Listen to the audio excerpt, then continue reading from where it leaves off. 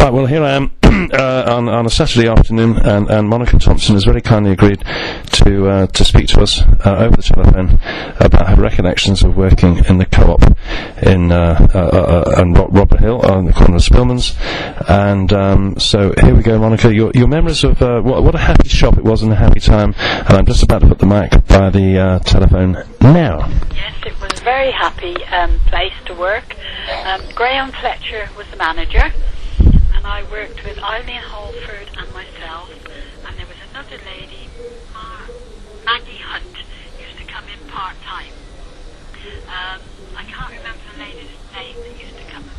She came from Keynes Cross with a van and used to pick up the orders that we put up and deliver them all around Rodborough. I don't know what else I can say, but it was just a very happy shop. And working there, I got to know a lot of the people in Rodborough, which I probably wouldn't have done without working there. Okay, thanks for that. What I'd like to ask you now is, if you can, casting your mind back over these years, the layout of the shop, could you describe what it looked like, what stock there was, and so on? I'll just put the mic by the phone again. You went in the front door. There was a little corner window that we used to have to dress and put things in. And then there was a window to the right-hand side of the door, right across the front of the shop. There was a counter, as you went in the door, there was a counter in front of you, going from the door to the back of the shop, then one along the back and one up the other side. The making machine was on the counter as you went in. Graham's funny little office was in the corner where he used to do all his booking and ordering and everything.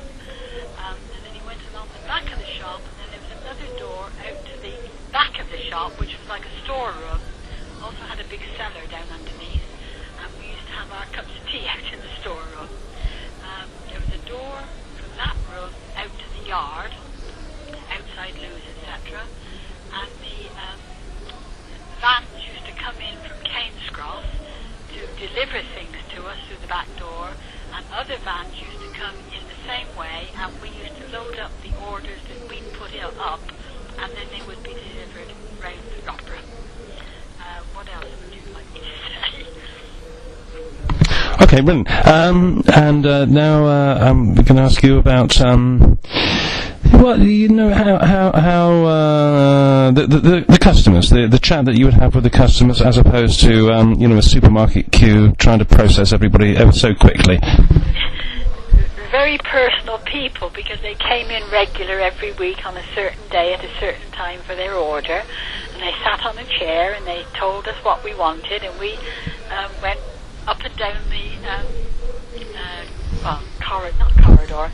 the back of the counter, getting everything on the counter for them and putting the prices in their book or their list that they had.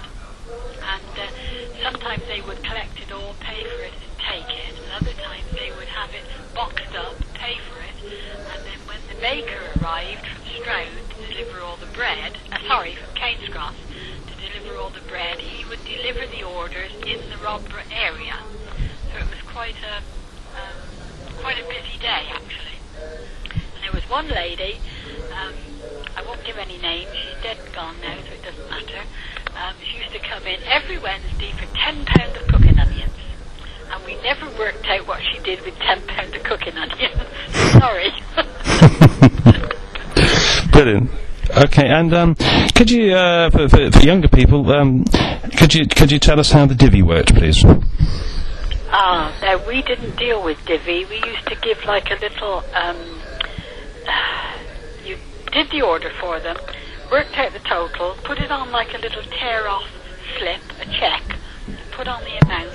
They had their copy, they had the top copy, and the actual sheets with the carbon copies on went through to Keynes Cross, because it was a Keynes Cross and Epley co-op, and then I presume that the customers dotted up what they'd spent and worked out what divvy they had, and then they would go to Keynes Cross and either have it put on their share book or draw it out as cash. Why? Right. Okay, thanks. And now, could you tell us, please, about there's brilliant memories there. And what's that? Oh, when did the shop close, and when did you work there, please? Oh, I worked there. Wait a minute, I got to think. Wait a minute. We moved to Rodborough. Started in '53.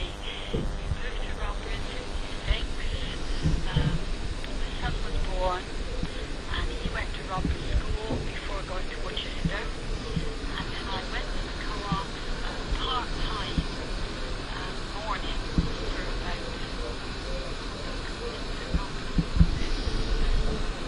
7 or so. He knew where I was. He had his lunch in school, and then he came home in the afternoon. But I was home by the time he came home. And as he got older, I did full-time. And I thought the only thing I didn't like doing was Saturday mornings. But that was a case that we had to. We took it in turns. But it worked out all right. Okay? Brilliant. Okay, that was so nice of you. Thank you. Graham Fletcher, he was a Rodborough man. His father lived in Tabernacle Walk, but Graham lived, oh, do you know what the place is called? Used to get the Gloucester bus to Painswick. No, not Painswick. Where you turn off for Painswick, and then you get off the bus there and walk up that pitch.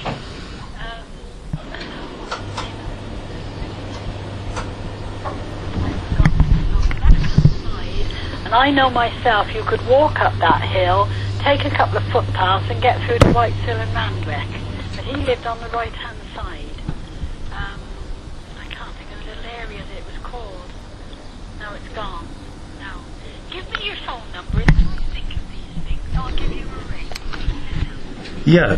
Right. That was lovely. No, yeah. Well, my number is 752168.